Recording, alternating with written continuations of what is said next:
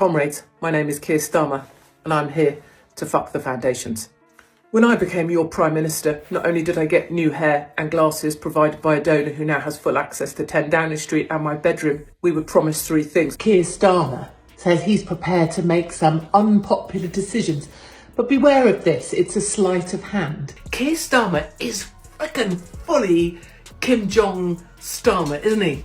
The Modernisation Committee will look at the advantages of outside paid engagement such as media appearances. Did Keir Starmer just commit political suicide on live TV? Ant Middleton's shocking revelation has left the Labour leader scrambling for answers and the nation demanding accountability. Katie Hopkins weighs in on this explosive moment, dissecting Starmer's every word and exposing the truth behind his carefully crafted facade.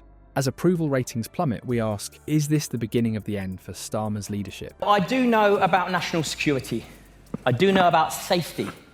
I do know about personal safety. I do know about community. I do know about teamwork. I do know about coming together. I close those gates. Let's call it the border. I close the gates and I make sure that no one comes in unless they benefit the environment. 2, if they benefit the individuals in my camp, i.e. the countrymen and women. If they benefit them, you can come in.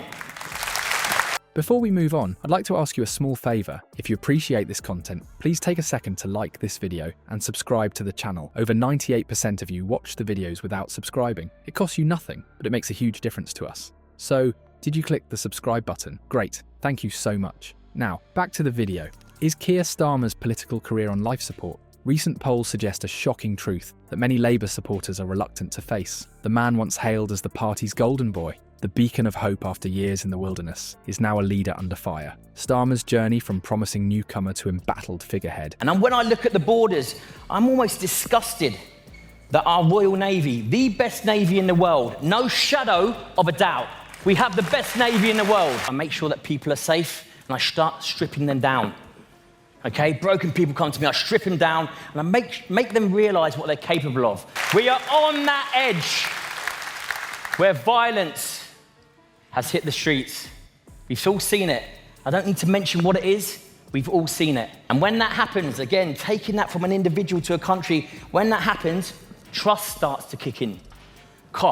You start to trust people, you start to trust the people around you, you start to trust the community, you start to trust the country. Has been swift and brutal. The disconnect between Starmer's promises and his actions has become increasingly apparent, and nowhere is this more evident than in his stance on immigration.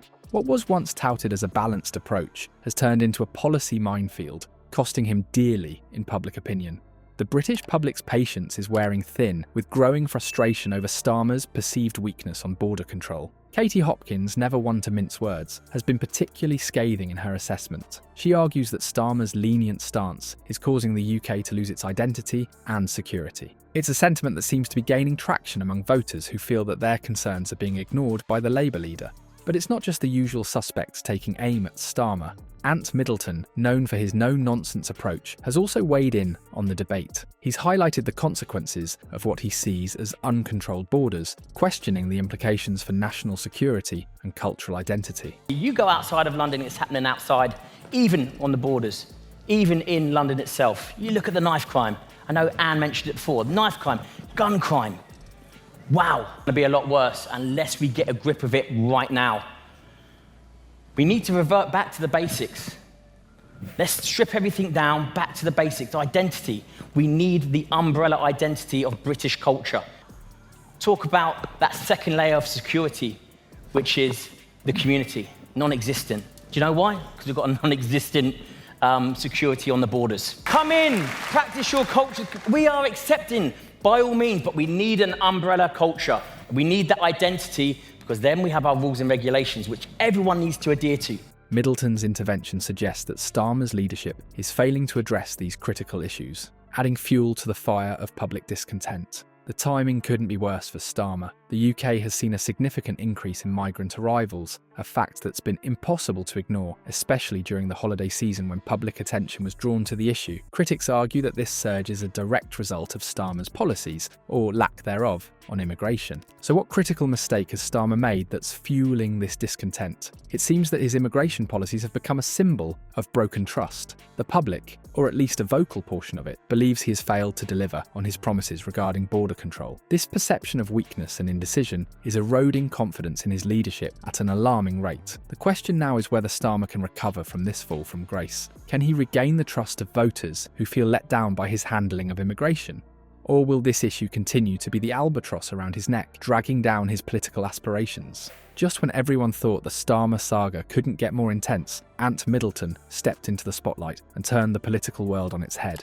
The former SAS soldier's appearance on a popular political talk show was unexpected, to say the least. But what followed was nothing short of explosive. As Middleton settled into his seat, there was an air of anticipation. Known for his no-nonsense approach, viewers expected some hard truths. But no one was prepared for the bombshell he was about to drop. With a steely gaze that could make even the toughest politician squirm, Middleton began to speak. "This isn't just about who comes into the country," Middleton stated, his voice cutting through the studio like a knife. "It's about what the UK stands for." The host, visibly taken aback, leaned forward as Middleton continued. "The lack of control reflects a deeper issue, a leadership that has lost touch with its responsibilities." As Middleton's words hung in the air, social media exploded. Twitter feeds filled with shocked reactions, memes, and calls for Starmer's resignation. Political pundits scrambled to make sense of this unexpected turn of events. Had Middleton just delivered the final blow to Starmer's already teetering career? But Middleton wasn't done. He went on to paint a grim picture of a nation at risk of losing its identity. His insider knowledge, gleaned from years of service and connections in high places, lent weight to his words. Without decisive action, he warned, the UK risks losing its unique identity. The fallout was immediate and far-reaching. Political commentators who had been cautiously critical of Starmer now found themselves emboldened. The sentiment of distrust towards Starmer's leadership, which had been simmering for months, now boiled over. Questions about his ability to address critical issues effectively, particularly in light of ongoing immigration concerns, dominated the discourse. As the dust began to settle, one voice rose above the chaos. Katie Hopkins, never one to shy away from controversy, seized the moment. She amplified Middleton's points, her sharp tongue cutting through the political noise. Hopkins criticised Starmer for decisions that seemed to exacerbate problems rather than solve them, further fueling public discontent. As Keir Starmer's leadership teeters on the brink, a perfect storm is brewing.